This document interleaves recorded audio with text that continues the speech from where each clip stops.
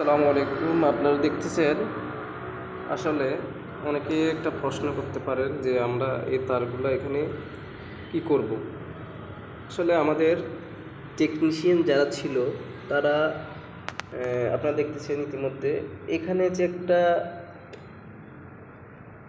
Connector ছিল, বাসবার connector বাসবার ছিল, মানে বাসবার ছিল, কমন বাসবার, যেটা দিয়ে আমরা এই যে নেগেটিভগুলো আমরা কমন করি কানেক্টরের মাধ্যমে।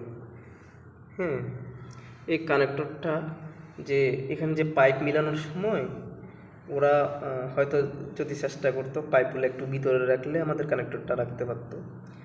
যেহেতু ওরা পাইপগুলো একটু কনসিল মানে ডিপ ভিতরে একটু কম করছে, সেক্ষেত্রে যখন পাইপগুলো মিলাতে গেছে তখন ওই কানেক্টরটা কেটে ফেলে দিয়েছে।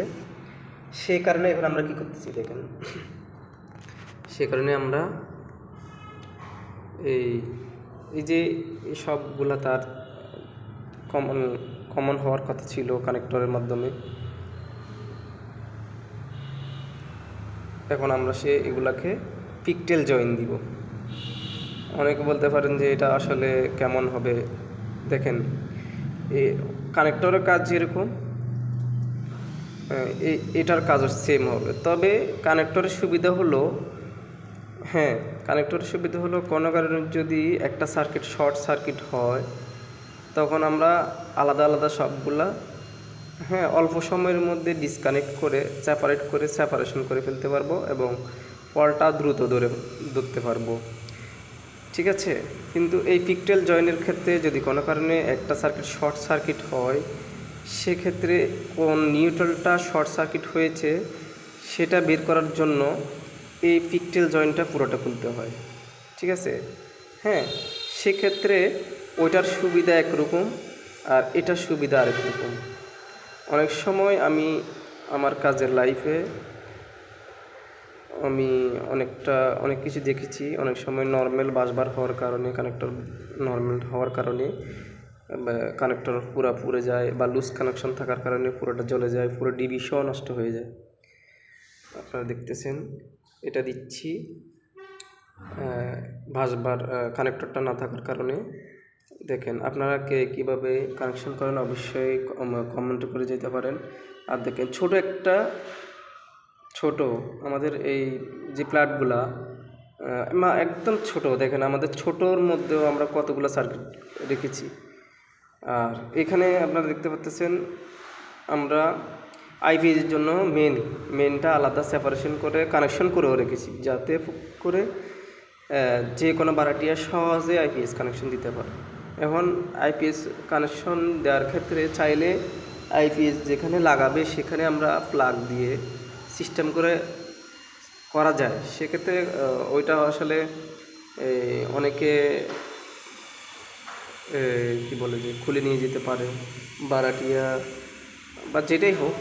আমি টেম্পোরারি এখানে একটা সার্কিট থেকে টেম্পোরারি লাইনটা দিয়ে রেখেছি, যাতে আপাতত যতদিন আইপি ইউজ না করে ততদিন ইলেকট্রিকে চলে। ঠিক আছে, একজন টেকনিশিয়ান যখন আসবে তখন তিনি বুঝতে পারবে বিষয়টা, আসলে এক জায়গায় একটা সার্কিট থেকে আইপিএসটা শর্ট করে দেওয়া হয়েছে টেম্পোরারি চলার জন্য। দেখেন, আর যেহেতু আমাদের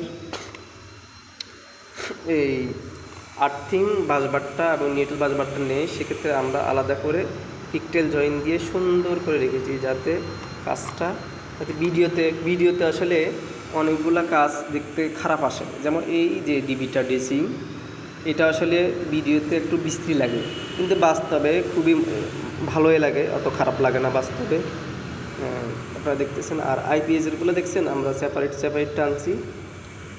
আসলে আইপিএসের বিষয়ে আর একটা কথা বলি, তবে আমরা যে আইপিএস ইউজ করি এগুলো আসলে এগুলোর জন্য আলাদা আলাদা 6 অ্যাম্পিয়ার বা তার চেয়ে যদি ছোটো মানের ব্রেকার পাওয়া যাইতো, ওগুলো দিলে বেটার হতো। সেপারেট আমরা এখন কি করতেছি, সবগুলো কমন করে একটাতেই ঢুকিয়ে দিচ্ছি। সেক্ষেত্রে একটা সুইচ বোর্ড একটা সার্কিটের সমস্যা হলে সবগুলো পড়ে যাচ্ছে।